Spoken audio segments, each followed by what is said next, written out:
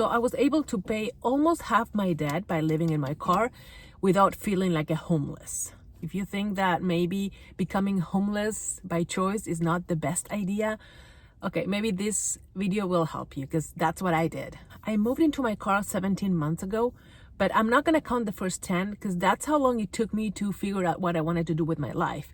And hopefully you already kind of know living in your car might be something that might be help you to achieve that goal. This video is meant to be for people who are thinking about living in their car because they want to, or maybe because they need to, but they need to stay in a fixed location, like a small town, a city, whatever, because they have a job or whatever reason. Is not for people who are thinking about becoming nomads and do camping and travel. That's, in my case, this is for the future. But maybe you're someone who just like, maybe living in my car is gonna help me get out of debt or save money for something. So that's the kind of people that I'm trying to reach. You're being strategic about what you're doing, right? You're living in your car because it's a strategy. That's what I meant. I just wanted to spare you some time into figuring out how to do this very effectively and efficiently and try to reach your goal as soon as possible. Anyway, so I'm gonna insert my intro here, so it's very short, so you have an idea on who I am.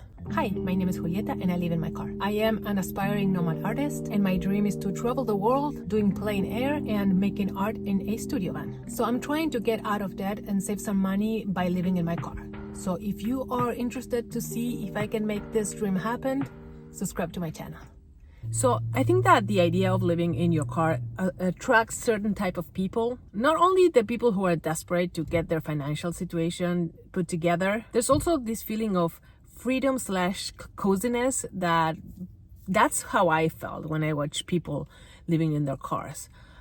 This feeling of, everything kind of under control because you have everything with you and you can go anywhere, and you're on top of it, you're saving money. Because in my case, I do have my end goal is to live as a nomad artist and in a vehicle, but a bigger one, and making money, being able to stay in a hotel if I want to, that type of lifestyle, which is very, very ambitious, I know. Driving around America, making money as a content creator and as an artist, yeah, it is extremely ambitious, but I'm gonna try it. I'm not sure I'm gonna succeed, but I will try. We'll see what happens. But at least my first goal, that is getting my finances in place and getting out of debt, that I'm going to achieve. That's for sure. So this experiment for me is already a success, because I know that the moment I leave my car, if I ever go back to an apartment, I'm gonna be debt free for sure, and I'm gonna have some money in my bank. Anyway, let's go back to living in your car and how to do it in the best way possible without feeling like a hobo. To me, the most important thing was not feeling like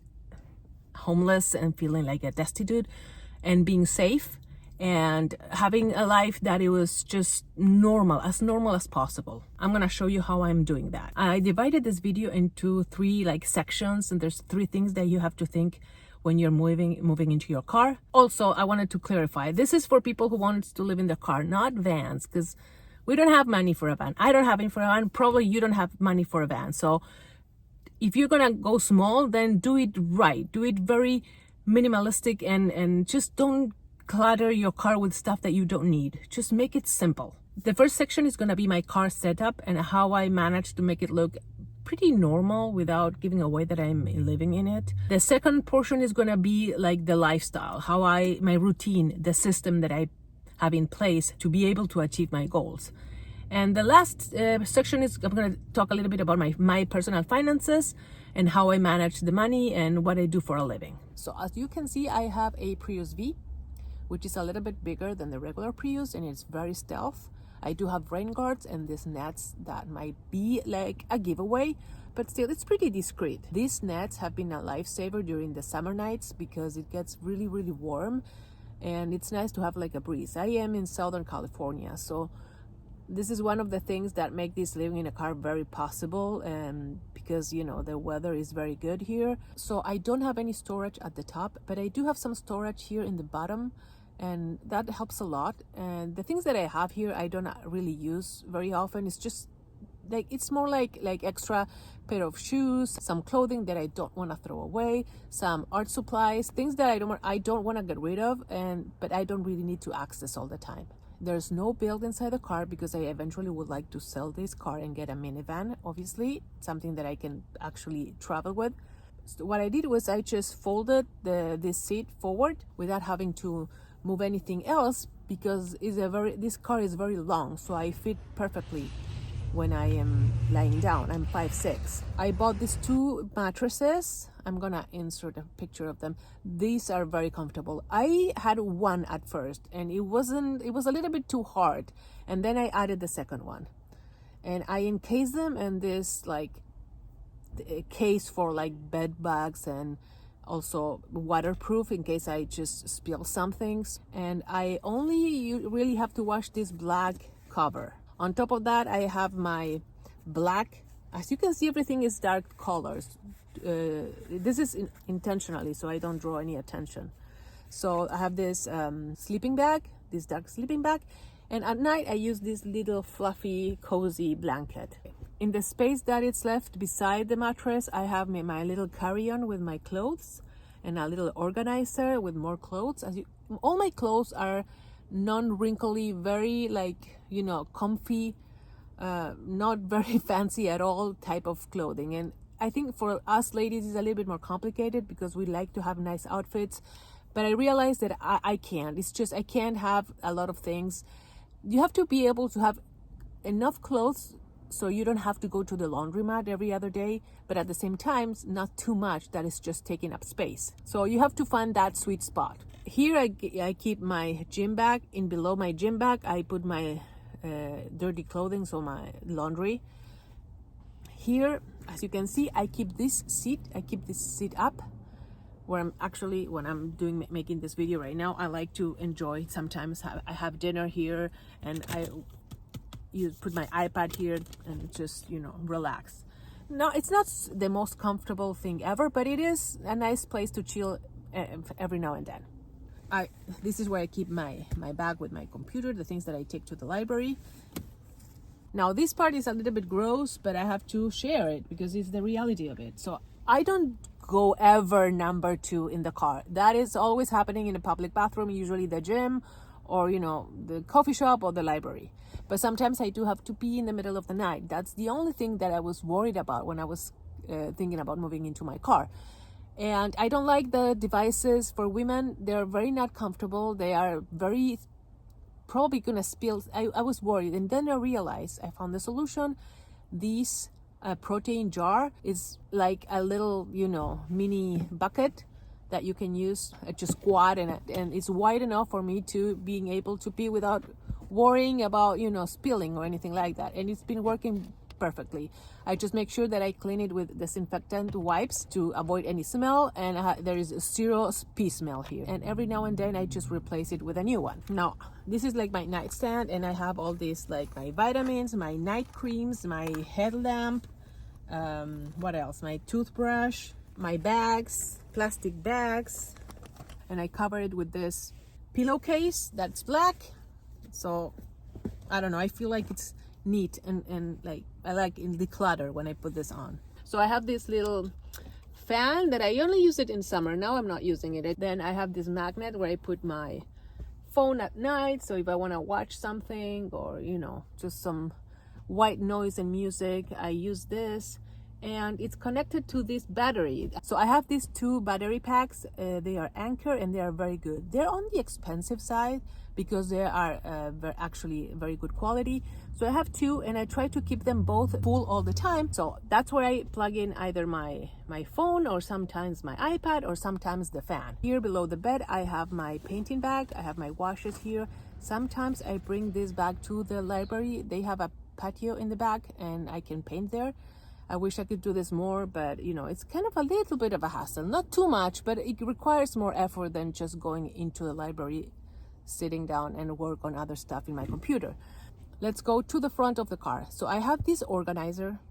I have my video gear, the things that I use, like my tripod. I have some, my everything that you don't know where to put, I put it here, like an extra bag, batteries, anything that I might need, that I need to keep handy. Here I have my toiletry, like everyday toiletry, my face creams, my mirror, brush, wipes, that type of thing. And here I have miscellaneous stuff like cable cords, and this is my like kitchen area where I have these things that I'm not using them, but sometimes I do. And then here below, here's my cooler. This is the thing that I bring to the library every day. Yeah, where I put my whatever, my coffee, and sometimes I have food in here. I do have this other little cooler that is actually food warmer. You just plug it in and it warms your food. So sometimes I bring this to the library if I have some chicken leftovers or my beef patties, and I use this to warm them at the library. So the window covers, I bought the roll of reflective. I cut them into the shape of the windows, and I glue this black fabric that I put on the outside, so it looks like tinted windows basically. So now I wanted to talk a little bit about my lifestyle. That's the thing that it took me a while to figure out what to do with my day. And in my case, I didn't have a job. I didn't have a 9-to-5 job, obviously, but I didn't have a job at all. So I started doing gig work. How do you allocate your time and make this experience like make it worth it, right? So you're not wandering around all day long without knowing where to go. It's gonna take time for you to figure out what areas you can chill. But the idea is not having time to chill, right? Because you're doing something. You're trying to achieve a goal. You're trying to make progress on whatever project that you have. So the good thing that it seems a little bit overwhelming at first is when you're leaving your car, you don't have time to lounge and waste away a day of like watching Netflix and chill without doing anything, because that's something that I used to do a lot. But I make sure to allocate my time and do something every moment of the day that is taking me towards my goal. This will be different for everyone. If you already have a 9-to-5 job, then you have 50% of the issue resolved. And if you don't, if you're a non-9-to-5er like me, that most people who go live in their car, they don't. So I'm going to talk a little bit more about that. I personally believe that it's very important to have a routine, and a very strict one that you can break every now and then, but you have to have like the base of your life has to have like a routine that is actually a system, because routine and discipline require certain amount of discomfort. So you're gonna fight it at first. What's the point of living in your car if you can be free? Why would you have a routine? But to me, it's something like that contains you and gives you a frame where you feel like you're kind of safe and you're doing the things that you need to do to become the person or have the life that you actually want to do in the future. So I think it's the simple, the better. Also, I think that this routine is going to make you feel like a normal person, that the regular person that has an apartment. You just, instead of going to your apartment at night, you go to your car and you sleep and you wake up and you have a normal life. That's why I think it's very important. Especially for the people who do not have a 9-to-5 job, believe me, you need a routine. So again, if you have a goal in mind, you need a system that is going to support that goal. There's this book called Atomic Habits. It's a very famous book. You probably already read it, but it talks a lot about the system that you have to place so you can, get to your goal. And to me, that started happening when I actually start sticking to this routine. At first, when I first moved into my car, I was doing Uber Eats whenever I wanted, if I felt like it, and if I didn't, I would go to the library or would go to a coffee shop, just how I was feeling the day. And I realized that I wasn't making any progress, and my debt, it wasn't increasing, but it wasn't getting paid off, because I was making a little bit more than minimum payments. I wasn't really looking into my finances. I was just trying to figure out my life. And then once I realized that it was just nothing was happening, and I thought, well, okay, I'm gonna just having a routine and start working a little bit more organized, right? So I found this amazing library. I'm very lucky. I have a couple of libraries around in my area that are really, really, really nice. So what I did, and actually made a video about my routine, I would wake up, I would do some exercise, I would shower, I would go to the library like I was going to work. The library opens at 9. So I wanted there's a table that I really like. So to me, it was very important to get there in time. And so what happened, it was like it created this routine where I would have to be at night at the library like you would do with a job, right? That helped me so much, because I would wake up, go to the gym, shower, go get my coffee, and then just wait there to the library to open up. So I would get my table, my favorite table. And after I start doing that, everything else start to fall into place. What happened if after a while I realized that doing Uber Eats wasn't enough, and some days were awful. Also, I was using my car, which is my home, and I didn't feel comfortable wearing out my car that much. So I thought I need to get a job, and I found a job in retail that also helped me with my routine. It changed it a little bit because sometimes I go to work all day, so I don't go to the library at all, but I go to work. So I wake up, I go to the gym, I take a shower, and either I go to the coffee shop and wait until it's time to go into my job, or I go into the coffee shop and then into the library, and I just do my other job, which is my project, right? Whatever it is that I'm working on, which is my art and my YouTube channel. My point is that having a schedule where you work in your project and then you work on having money to achieve the goals that you have, you do this every single day, things are going to happen. You're going to be able to either pay off your debt or save some money, and you're going to be able to progress in your project, right? In your personal project. That's what happened, but it's happening to me right now.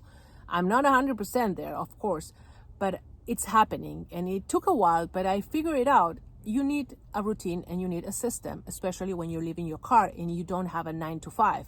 My job at Target is not a 9 to 5 because it's an on-demand job and I just pick up shifts. It could be a shift in the evenings, in the mornings, all day. So I do have to have different type of routine. It's the same thing, the same structure that changes a little bit depending on my shifts. But I know exactly what I'm going to do the next day. Takeaways. So if you live in your car and you don't have a 9 to 5, you need a gym membership because you want to wake up and having some place to go and, get clean and just feel like a normal person. I do have this Sip of the Month Club in Panera, which is also great because you have a place to go to have your coffee or to sit down if you don't have any library around or if it's closed. So having Panera as a backup, it's great. Find a library near you. If you have those three things, you're good to go. And on top, if you do have a 9 to 5 or an office that you can go to, then a lot of things are solved. I think it's important to find places that you feel safe and comfortable. Like if there's a spot in a park, to fill the gaps. Sometimes you have gaps that you need to fill. In the winter, I have no gaps because it gets dark so fast that once I'm done with the day and I feel like I'm done with the library and I don't have work, I just go grab something to eat and go to my spot. It's already dark and I just chill and go to bed. Anyway, you just need a place where you can charge all your stuff, you can get some water, you need a bathroom. So the library is going to cover all those bases. So basically, if you don't have a 9 to 5 job and you're working online, or if you have a gig, you need a routine. Wake up, go to the gym, go to your coffee shop, and then go to the library, work on your project, and then you the gig work. You repeat that every single day and you're going to make progress. If you're a shift worker like me, then you just figure it out. And if you only work online, then you need the library and you stay at the library until it closes, like it's your office, like it's office hours, right? And then you try to find a place that you can chill for a while, eat your dinner, and then go to bed. And then you wake up, the same thing every day. That's what people do, except they go into an apartment, right?